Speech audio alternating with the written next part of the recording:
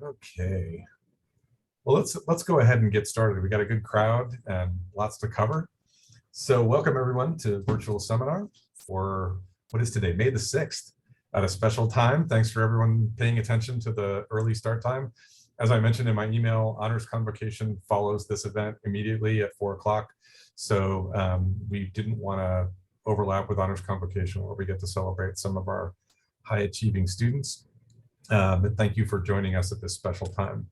Let me give a little introduction for our speaker, Jessica Castillo-Vardaro. For those of you who don't know, Jessica is an assistant professor in our biological sciences department. A little bit on her academic background. She got a BS in conservation and resource studies at UC Berkeley, right up the road. And then a PhD in wildlife science at Oregon State University in Corvallis. Also, while there, she got a graduate certificate in college and undergraduate teaching, which I'm sure has served her well over the last couple of years. After finishing her PhD, she went off to Princeton University to the Department of Ecology and Evolutionary Biology, where she, if I remember right, you extended your work on the American pika. No? Oh, you went a different direction then. Studying termites. Oh, termites, that's right. In Africa, totally different. That's right. I knew there was a diversion there. I apologize. That wasn't in my notes here. Then she came to California and did a UC President's Postdoctoral Fellow for just one semester, where she got some more experience in the academic world. And then came and joined us in January of 2019 as an assistant professor. So I guess it's just been pandemic plus a year. I guess that's about right. So very excited to have Jess talking to us today. As usual, you know the rules. Go ahead and type your questions in the chat if you have any questions along the way. If it looks like something I should interrupt the speaker for, I will do so. Jess says she's also going to monitor the chat, so she can probably do the interrupting on her own. If it's something that can wait till the end, we'll let you ask your own question at the end.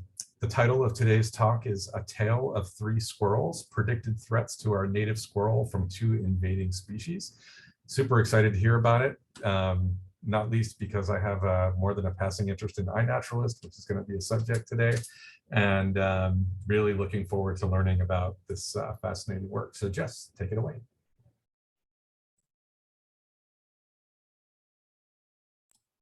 All right, thank you very much. So thank you all for coming at this different time today. So today I'm going to talk about some of the research that we just finished up in my lab. This is a pandemic project, and unlike any project I've done before. Before I get started, I want to acknowledge my co-authors, Theodore Tran and Ben Carter. So Theodore really spearheaded this project, and Ben helped us make it a reality. So more on that in a bit. First, I want to introduce my lab. So I started at San Jose State in January of 2019. These are my undergrad students on our first lab field trip in September of 2019. They have all since graduated, and I need to update our lab photo, but I really like this one because we got caught in a snowstorm while surveying for pikas at Donner Summit and had to leave before collecting a single sample. And I actually had to abandon my spouse's car on the mountain, which he likes to remind me of. But at least we didn't suffer the fate of the place's namesake. So this was the first field experience for most of these students. And now they all know what field biology is really like.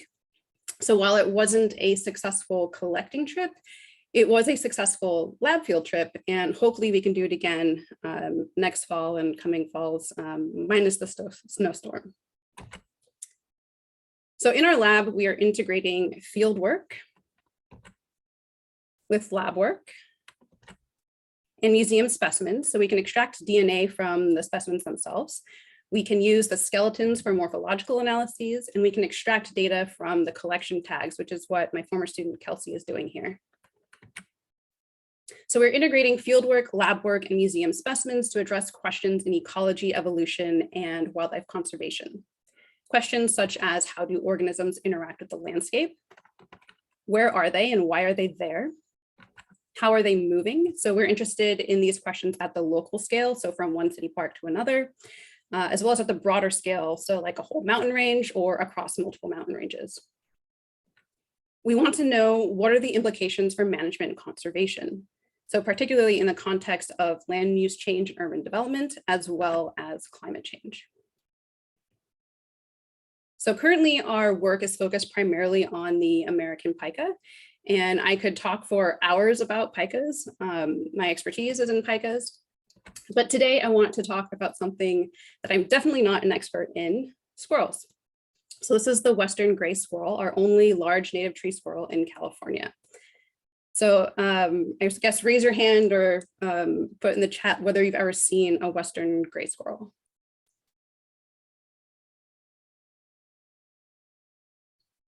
All right, actually can't see the hands raised. Yeah, I'm not sure. Okay, good. Maybe. Yes. Okay, cool. Hold on to that thought. So why squirrels? So my interest in squirrels goes back about 16 years, back to when I was an undergrad. This is me enthusiastically skinning a bobcat in the Museum of Vertebrate Zoology prep lab at UC Berkeley. So I first became interested in squirrels after watching them on campus. They didn't seem afraid of anything, and most of them appeared obese. And this was in contrast to the ones I'd seen in Tilden Park in the Berkeley Hills. So I was interested in how urban squirrels versus squirrels in more natural habitats differed in their behavior and their health. So I decided to do an honors thesis, and I wanted to address these questions by observing and trapping squirrels on campus and in Tilden. That was a bit ambitious for an undergrad, and I wasn't allowed to do that, but now I'm a PI and I get to decide what we do. So my lab is studying squirrels for a number of reasons that I'll get into in a minute. So let's start with some background on our tree squirrels. So there are 3 species of large tree squirrels in the genus Sciurus in the Bay Area, one native, the Western gray squirrel, Sciurus griseus, and 2 introduced species, the Eastern gray squirrel, S. carolinensis, and the Eastern fox squirrel, S. niger. So what is this squirrel? I'll put it in the chat.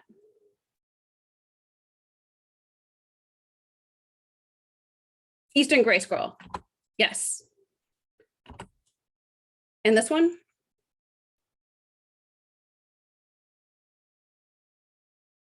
Eastern fox, yes. And this one?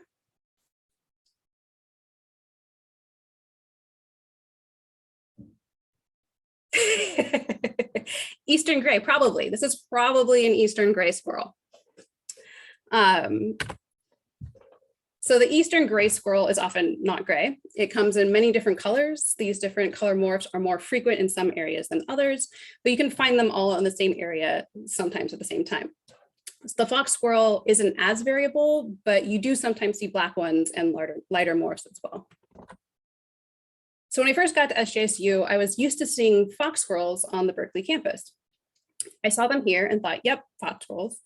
Those are the squirrels that we have on campus here. Then one day, this was early on when I first got here in 2019, one day Ben and I got to talking about squirrels on campus, and we got into a heated argument over which squirrels we have here. And I wasn't backing down, he wasn't backing down. I said Eastern fox squirrel, he said Eastern gray squirrel. So then I decided to take a closer look to prove him wrong, because I'm the wildlife biologist and he's a moss guy after all. So I paid some closer attention, and it turns out that we were both right.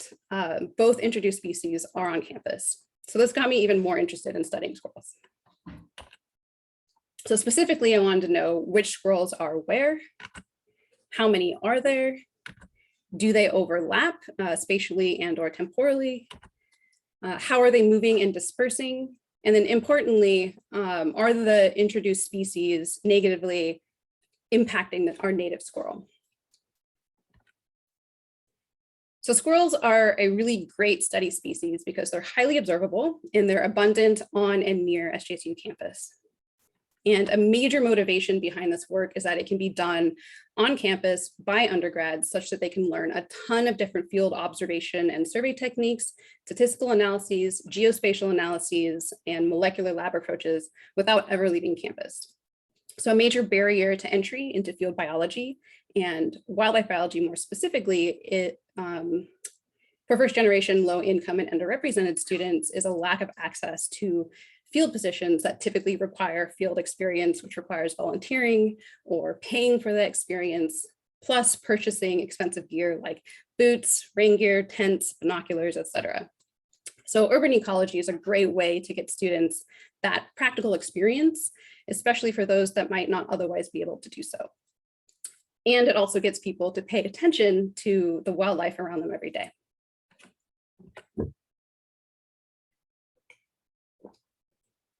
So to address these questions, we started by setting out hare snares designed in part by my student Theodore Tran, seen here, setting up a trap with a squirrel here inspecting, seeing what he's doing. So this is basically a PVC tube with peanut butter in the middle and double-sided tape near the entrance. The squirrel goes in to get the food. The tape snags some hairs. We can extract DNA from those hairs to identify them to species, and then also do visual identification of the hairs. But as I just showed you, there's a lot of variability in the coat color. So that's where the DNA comes really handy. These snares also temporarily mark the squirrels with paint. You can kind of see there's a little bit of pink paint on the squirrel's face. So you can do a mark recapture study to get a population estimate. And we can also do genetic marker capture and population genetic analyses with the DNA that we obtain from the hare snares. So here's one of Theodore's videos demonstrating that this marking technique actually does work. So we made some adjustments to this after this video was taken. We had our first deployment in December of 2019. Is it gonna play? There we go. We had our first deployment in December 2019, and we're preparing for the second one in March 2020 when campus got shut down. So when it became clear that we weren't going back to the lab anytime soon, Theodore asked if he could still work on a research project remotely. And that's when we came up with a project that I'm going to talk about for the rest of this seminar. So you can see we've got this bright pink spot. And that should wipe or come off within a couple days.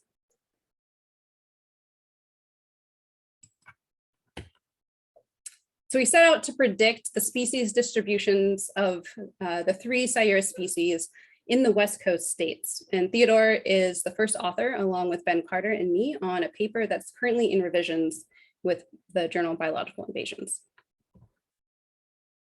All right, so let's take a step back to go over some history.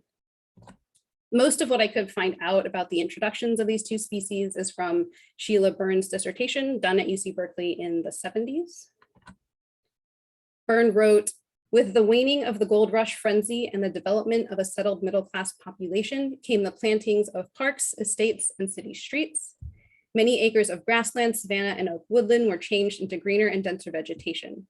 To complete these settings, familiar species of eastern squirrels were imported and released to beautify the grounds.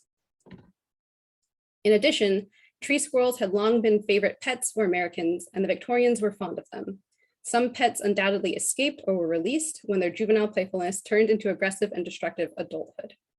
And then the footnote says, Kincaid mentions that Benjamin Franklin gave an eastern gray squirrel to the young daughter of an Anglican bishop of pro-colonial views in 1771. So eastern squirrels were purposefully brought to California and subsequently released. This is Pete, the squirrel, at the White House in 1922 when Warren G. Harding was president. Do not attempt this at home. Very bad idea. This is a portrait of a wealthy woman, Deborah Hall, in Pennsylvania in 1766. She has a squirrel on a leash sitting here on the table. So tons of people had pet squirrels apparently throughout the US. The California Wild Bird and Mammal Act of 1933 banned the importation of many species into California, including all members of the squirrel family, Sciuridae, but that didn't stop their importation. One place in particular where squirrels were released was Golden Gate Park in San Francisco. Fox squirrels were released into the park sometime before 1890, but then they weren't seen there after 1960 up until at least the time of Byrne's dissertation. So for whatever reason, they didn't establish in Golden Gate Park when they were released. Eastern gray squirrels were first found in Golden Gate Park in the early 1940s, and they were found there at the time of Burns' dissertation. In addition to Golden Gate Park, there have been numerous introductions throughout the Bay Area of both species, including Eastern gray squirrels on Stanford campus and the fox squirrels on the UC Berkeley campus. A more recent study looking only at the Eastern fox squirrel reported 3 introductions into the Bay Area, including UC Berkeley, Stanford, and Golden Gate Park and Mount Diablo, as well as 2 in the Central Valley and 2 in Southern California between the 1880s and 1985. This is the known distribution of the 2 introduced species at the time of Burns' dissertation, determined from museum specimens and observations between 1960 and 1979. By that time, the fox squirrels are found throughout the Bay Area, but absent in the peninsula, while the Eastern gray squirrel is largely absent from the peninsula, but found in and near Golden Gate Park and around Palo Alto and the Santa Cruz Mountains. So we can also look at the records through time. So here I'm only including specimen records, whereas Byrne also included observations. So I got these records from VertNet, which is an online database of natural history museum collections. So this is up to 1950, 1970, 1980. And then no specimens were collected until after 2000. And then now we have a few iNaturalist observations, and then a ton of observations in the last 10 years. So what do you think is going on here? Did squirrels suddenly explode into the 2000s or explode in the 2000s? No. iNaturalist was launched in 2008. So iNaturalist is a community science website and smartphone app where everyday people can make observations of plants, animals, and fungi. And so it's after the launch of this site that the number of observations of squirrels just exploded. So you can take a photo and upload it to their website. If you have a smartphone, the app attaches a locality and time stamp to your observation automatically. This is really fun and cool for the observers, but it's also a huge resource for researchers. So observers make an observation, they give an ID, and then other users can either agree with that ID or suggest a new ID. And if the ID is confirmed by 2 observers, then it is considered research grade. Anyone can do this, and I mean anyone, even astronomers. So here is Michael Kaufman's iNaturalist profile. So he has made 320 observations, at least as of a few days ago, 320 observations of 176 different species. So what I really love about his profile is this quote. It says, joined iNaturalist at the urging of a colleague, and it's adding a new dimension to my enjoyment of nature. So if you're really into competition and stuff, there are leaderboards for overall number of species seen, observations made, and then for each individual species. So if you want to be like the world's top observer of Rufous hummingbird or whatever, you can compete with other people for that title. So you can look up individual observers' observations. So Kaufman is partial to birds, but we won't hold that against him. So this top row of observations is from last week. Just wait. Yeah, so we're not going to hold that against him because he takes some really awesome photos of birds. I mean, look at this white-tailed kite. And so this is a European carp, which is pretty cool, but there's also a coot in the background. So Michael takes these photos with a good camera and then uploads them to the website, whereas I tend to use my smartphone and get really, really terrible photos. He has a few observations of inverts and this cute raccoon from about 7 months ago. You can look and see where Michael has made observations. So most of them are in California and Washington. Looks like there's a couple in New Zealand and the UK.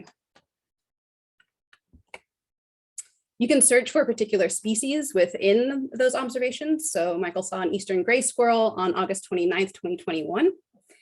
And then this map shows the location of that observation as well as other observations of the species. And then you can zoom out. It's flagged as research grade because others agreed with his ID. And this exclamation mark means that it is a non-native species. You can search by locality. So there have been 1,742 observations on the SJSU campus, including 3 by me. Oh, and you can also include audio recordings. So this one, there's a picture of a house finch and I made some sound recordings. And you can search by species. So here are all of the observations of eastern gray squirrels in the iNaturalist database. So researchers can download all of these 130,931 records into a spreadsheet that has all of the associated metadata. So this is a really, really awesome resource.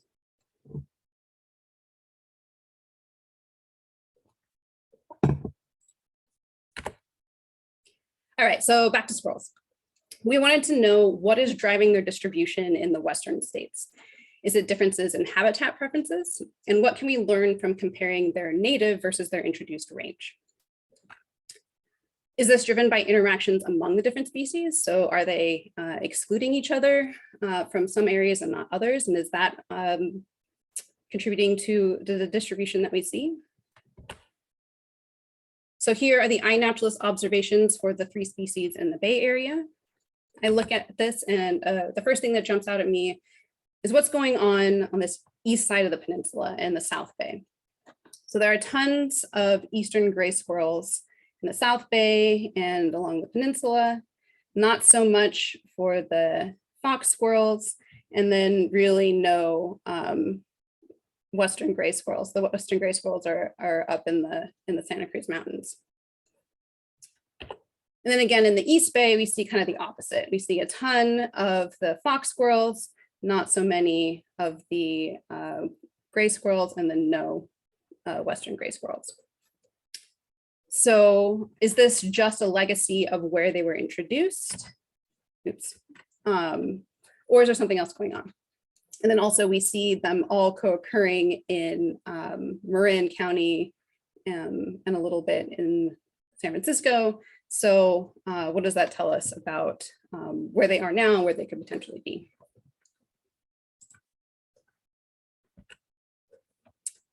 So in the places where they co-occur, are they actually in the same place at the same time, or do they avoid each other? We don't actually address this question, but that's a potential future question to look at. And then again, what are the effects on the native squirrel? So the Western gray squirrel prefers forested areas, so oak woodlands and conifer forests. So to what extent are the introduced squirrels moving into those areas, and how is the Western squirrel responding? So to address these questions, we looked at the habitat preferences in these 3 species native ranges. So here is the eastern fox squirrel, the eastern gray squirrel, and the Western gray squirrel, and then the 3 combined. So you can see that there is a considerable overlap in the native ranges of the eastern squirrels, whereas the Western squirrel is the only Sierras native to the Western states. So we generated species distribution models for all 3 species using the program Maxent. Maxent is a software program for modeling species niches and distributions from presence-only data and a set of environmental variables. So our observations are from iNaturalist, which are presence-only, meaning if there are no observations in a particular location, we don't know whether there are no squirrels there or if no one has gone to look for them there. So absence data in this sense is pseudo-absence, and Maxent accounts for that. So the algorithm takes a set of environmental data and locality data and returns, among other information, a map of predicted probability of presence. These are the total number of observations per species from iNaturalist before we spatially rarefied them so that we would only have one observation per species per raster cell in our environmental data. And that environmental data included climate data from WorldClim, so mean, max, and minimum temperature, and annual precipitation. And we included land cover from the National Land Cover Dataset. This included land cover class, so conifer forest versus mixed forest. Also percent impervious surfaces, which is an indicator of human presence, and percent tree canopy cover. So we ran the models for all of the observations within the native ranges and projected those results to the West Coast to determine where the introduced species are predicted to be given their habitat association in their native range. Then we ran the same model or the same sets of models again for the observations on the West Coast and predicted their distribution on the West Coast. Then we implemented a 60% predicted probability of presence as a threshold for considering them present or absent, which is a fairly high threshold. We also included a lower threshold, but I'm just going to talk about this one right now. So we ran models with all 7 variables with climate only, climate and land cover, and then climate and canopy and imperviousness. And this table shows the support for each of the models in each extent. And the main takeaway is that the model, the full model did better than the climate only model in every case. So it's more than just climate that's predicting the distribution of these squirrels. When we look at the individual variables in the full model, we can evaluate their percent contribution, which is the contribution of that variable to the model, and then the permutation weight, which represents the effect on the model performance when you remove that variable. And so for the eastern gray squirrel in the eastern extent, precipitation was the most important predictor. And for the fox squirrel, it was imperviousness and precipitation. When we constructed the model with the observations in the western extent, we get a different story. Mainly, imperviousness is a strong predictor for the introduced squirrels in the western extent. And when we look at the variable response curves, there is a positive association with the introduced species and imperviousness, but not the native species. So they appear to be more associated with people in their introduced range compared to their native range. And this figure is showing the distribution of pixel values for the predicted species distributions derived from the native here on the left versus the western extent for each of the continuous variables. So both introduced species are predicted to occur in areas with higher imperviousness in the western extent and significantly greater imperviousness than the gray squirrel. So from the native extent, close to 0 and less than 10%, all the way to about 30% for the eastern gray and over 50% for the fox squirrel, whereas the western gray squirrel is very low. And the eastern fox squirrel is predicted to be in much warmer areas in the western extent than in their native range. So we're seeing different predictions for the introduced squirrel based on whether the model is derived from the native range or the western observations. Okay, so this is all very interesting, but where are they actually predicted to be?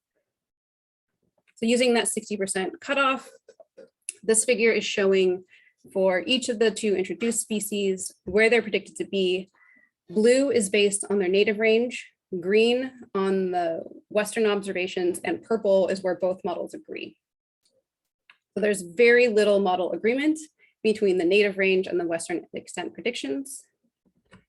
And the 2 species have very different predicted distributions with the exception of the Bay Area. So in both cases, there's very little green for carolinensis. That green is here in the Bay Area, a little bit on the Central California coast and up around the Puget Sound. And then for the fox squirrel in the Bay Area, Sacramento, and SoCal.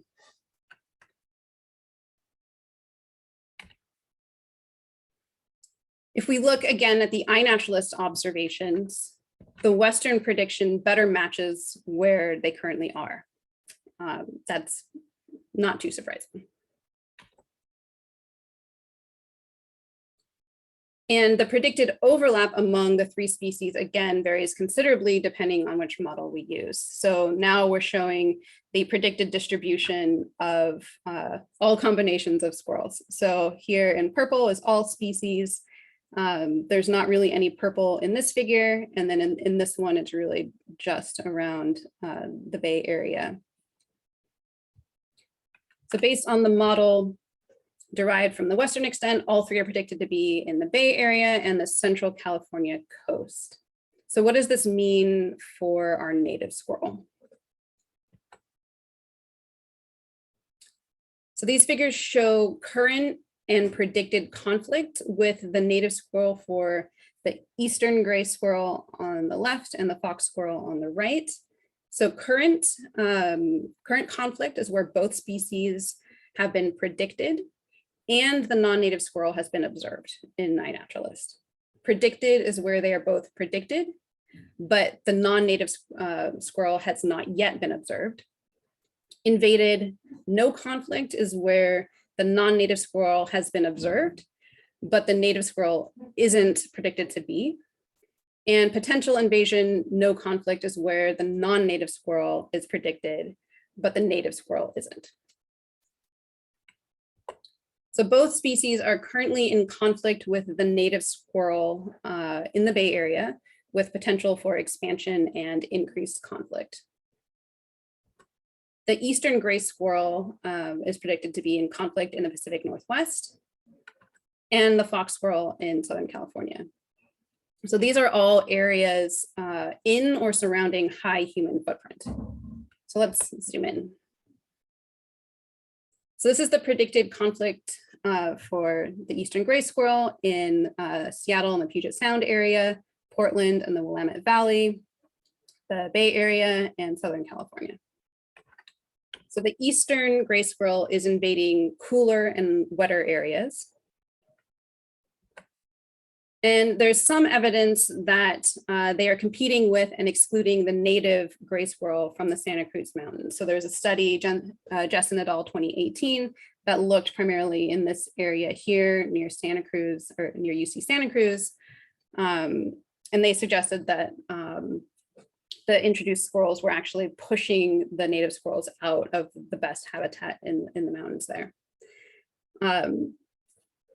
However, the non-native squirrel is predicted to be mostly in the Santa Clara Valley and not so much in the Santa Cruz Mountains, but we can see that they've made their way into there. And so whether they'll be able to actually take over this whole area is yet to be seen. So let's compare that to the eastern fox squirrel, which is invading much more densely populated areas. They're currently in the LA metropolitan area. So all of this red and black, where they've been documented excluding the native squirrel from its preferred habitat. So places like Echo Park and up in like the foothills of the San Gabriel Mountains and the transect ranges, or transverse ranges. So they're expanding into these mountains here and moving south. Very few observations in San Diego, but they've moved into Orange County. Machlinsky et al. Did a similar maxent analysis of eastern fox squirrels in LA, and they came up with similar results. But since their study that was published in 2018, the fox squirrel has been observed deeper into the San Gabriel Mountains. So like there's a few points here that were not there in this previous study. So the native gray squirrel is still the only species that's at these higher elevations in the San Gabriels and the transverse ranges, but even over just a few years, they've made their way little by little more into these mountains. So So as climate changes and urban sprawl moves out, it'll be really important to watch these areas. And just for fun, look at them both side by side.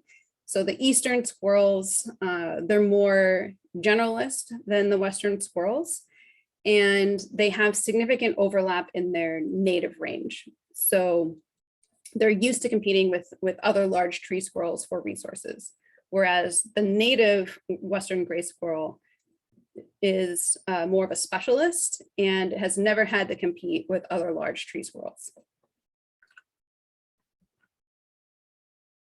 So what have we learned? Well, the habitat characteristics in the native range are not a good predictor of where the eastern squirrels are currently in the western states. So why is that?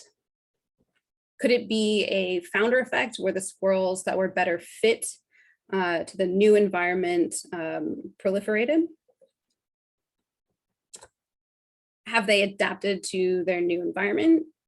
It hasn't really been that long, but they are quite prolific. Or are they still expanding and simply haven't occupied their potential niche space?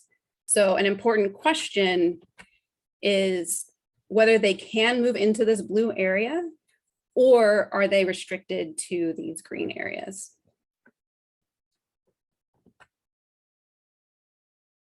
If they can expand into that blue area, there's really only increased conflict in the eastern gray squirrel. So here in yellow, sorry, in green, we have the eastern gray squirrel and the native squirrel in green here in the Santa Cruz Mountains and Marin County. But then we have this whole yellow area where we're only predicted to see the eastern gray squirrel and not our native fox squirrel. So maybe it's not going to increase conflict with the native squirrel, but what about other species? So these squirrels could potentially have negative impacts on other animals that are living up here, maybe other squirrels and not just tree squirrels. So importantly, as our human footprint expands, so too will these non-native squirrels. So they have a really strong association with this imperviousness, this indicator of human impact, which will increase conflict with the western gray squirrel.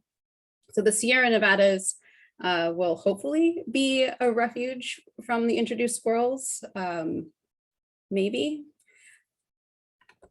We should definitely avoid subsidizing their populations. So don't put up squirrel feeders. And we should definitely continue to monitor them.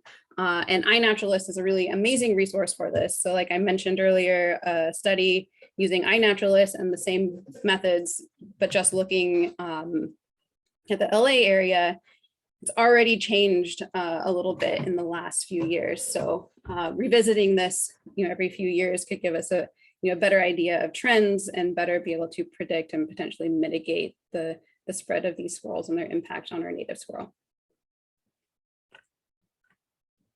All right, well, thank you all for listening, and thank you, Ben and Theodore, for all of their work. Thanks, Jess. Very cool. And for the record, I had no idea that you were going to use me as an example. For everyone else who's on the call, I mentioned earlier in the talk, or not earlier in the talk, earlier before we came online, that I was on iNaturalist and Jess said, yeah, I know that. And I almost gave you a heads up, and I was like, no, I'll keep it a surprise. Well, anyway, and also I checked, more than 50% of your observations are of birds. So, don't bust on birds so bad. Call me out. There are lots of squirrels too. So, so I have a question, and correct me if I misunderstood this, but the first map you put up that showed the agreement between models and observations, it was the one where the purple was the model agreement. Yeah. Mm.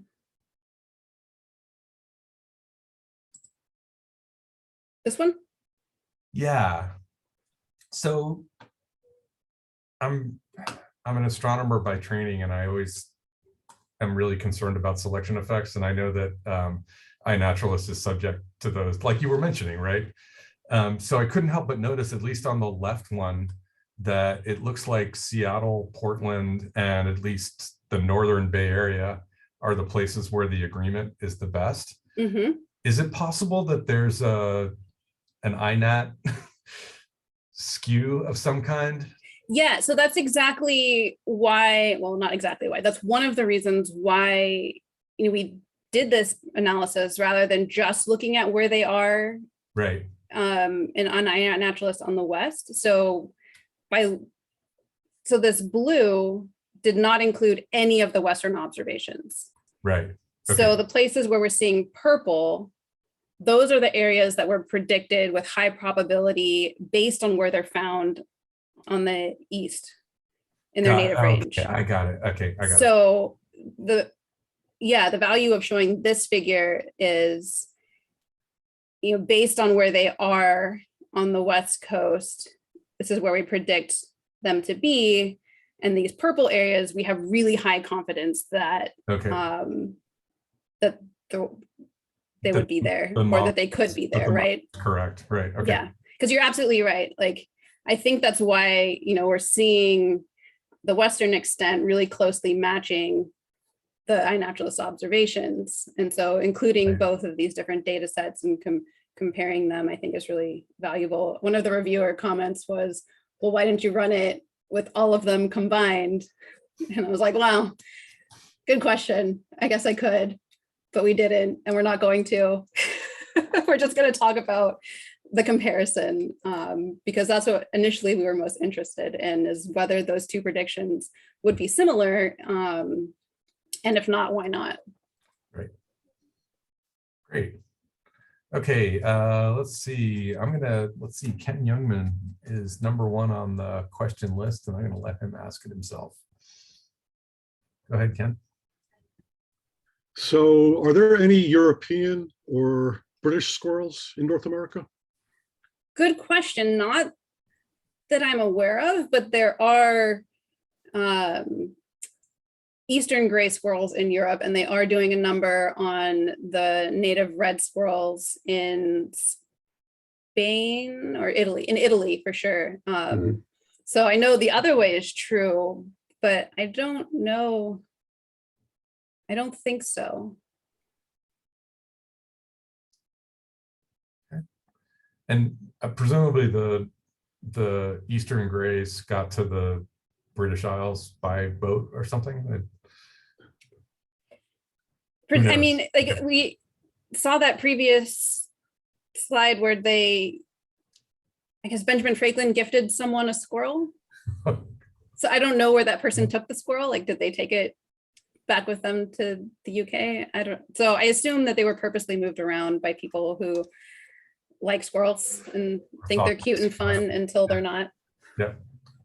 Okay, thanks. Let's see. I think it's just a comment from Bill Minkle. Do you want to? Yeah. I agree. I think that, so the eastern gray squirrel was deliberately introduced to the Stanford campus. Hi, it's actually Vida. Hi, but yes. Vida, sorry. I remember that in the zoogeography class, I always have the students, they have to write a paper and present it to the class in the last month, and that one of the papers was specifically on the eastern gray and the pushing out the western gray. So I thought, oh yeah, but I don't have the paper, of course, anymore. That was back probably in the 1980s or 90s. So thank you very much for a very interesting topic. Yeah, thanks for coming. Yeah, and I'm delighted to see all the tools that are now being used.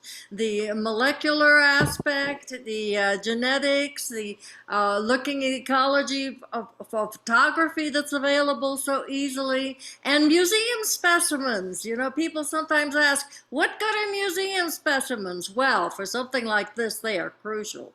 So thank you very much. Yeah, it's very exciting. And also with machine learning, you can process data so quickly now. Yeah, so someone said that Stanford and Berkeley, wasn't it illegal since 1933? Yes, it was illegal and people still did it. People still brought them. So they were deliberately introduced before and after it became illegal to do so. So Clever asks how the data are curated for reliability on the identification. So it requires multiple observers to agree. So it's better than just one person saying, I think it's this, but it's definitely not perfect. So like, for example, I saw an eastern gray squirrel in downtown San Jose, and I posted to iNaturalist, and someone corrected me and said it was a western gray squirrel. And I said, no, it's an eastern gray squirrel. It's just a very, very bad photo. So yeah. And then Clever asks, what type of information did you collect from the hair DNA? So we haven't really done much with it because we were just starting to optimize our extraction protocols when our lab got shut down. And then actually just a couple weeks ago, we started that up again, got some sequences back that said, yep, it's a squirrel, but we need to do a little bit more refining on troubleshooting to get cleaner sequences. Because one, like the first quick and easy thing to do is just to say, which squirrel did this come from? Because as I showed with the pictures, just looking at the colors of the hair, it's not that reliable. So if we want to set out a whole array of these traps to ask, which squirrels are using this area, and so we can do it that way. But then also eventually the hope was to do some population genetic analyses as well from that DNA. We haven't done any of that. Yeah, nanopore sequencing. Let's see, Rasha, do you want to ask your question?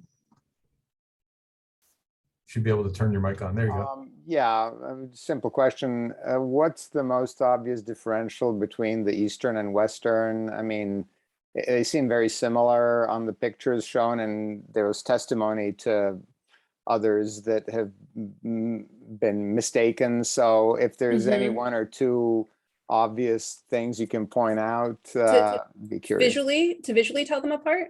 Yeah, visually, yeah. Yeah, so the native Western gray squirrel has a very white underside and a pure gray dorsal and a very bushy tail. Whereas the Eastern gray squirrel, I mean, it's highly variable, but has a more cream colored underside and more, not orange, but like a tan-ish color mixed in with the gray. But then it also comes in black and white and brown.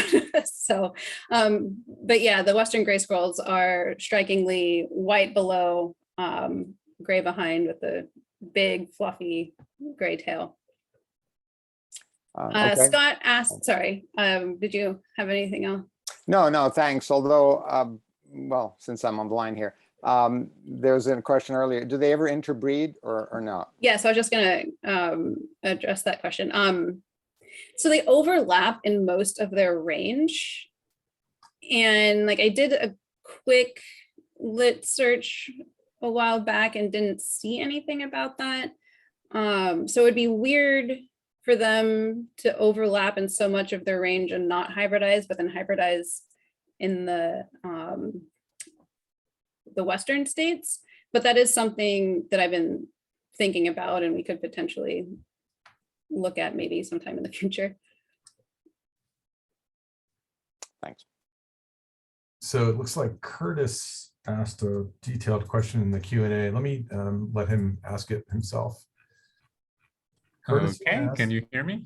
Yep. Yes. Okay, great. Yeah, I was wondering about the physiological differences and maybe adaptations. Thinking about, or like my naive expectation would be that the Western squirrels would be better adapted to our conditions here. So like, just outcompete the Eastern ones, but it's probably not that simple. So I was wondering what you could tell us about that. Yeah, so the native squirrels, they eat a lot of like mushrooms and can't remember what else, like fruits and nuts and mushrooms. And certain times of year, mushrooms make up a big portion of their diet. Whereas the Eastern squirrels, they have a very diverse diet. And some studies, like one actually that was in Pasadena, where both the Eastern fox squirrel and the native squirrel are, the Eastern squirrels had a broader diet.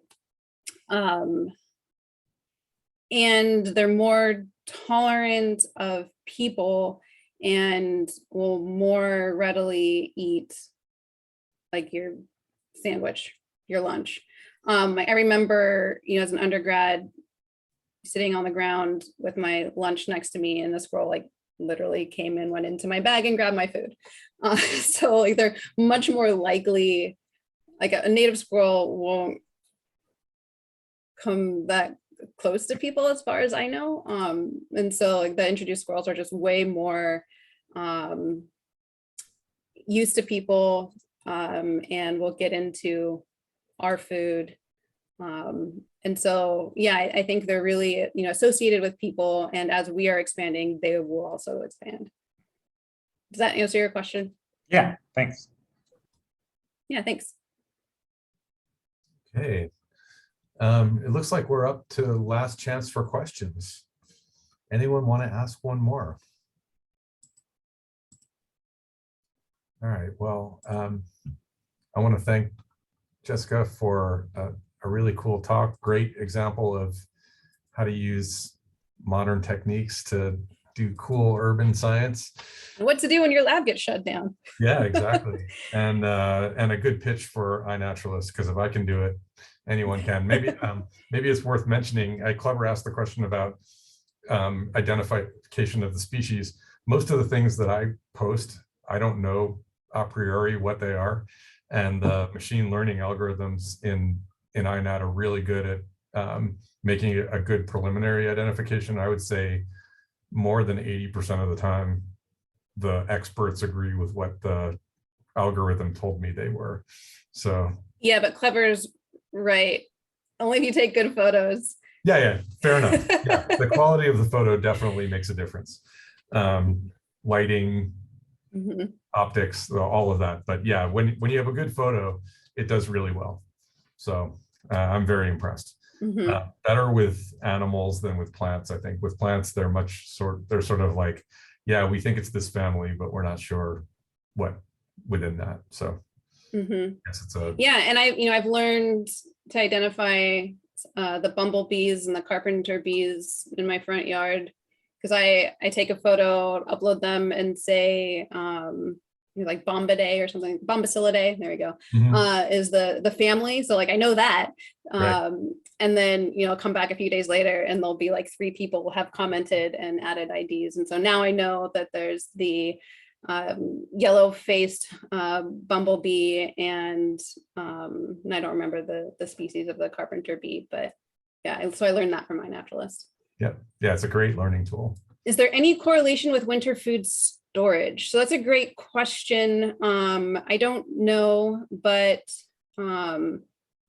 my guess is that people are heavily subsidizing the Eastern squirrels all year round.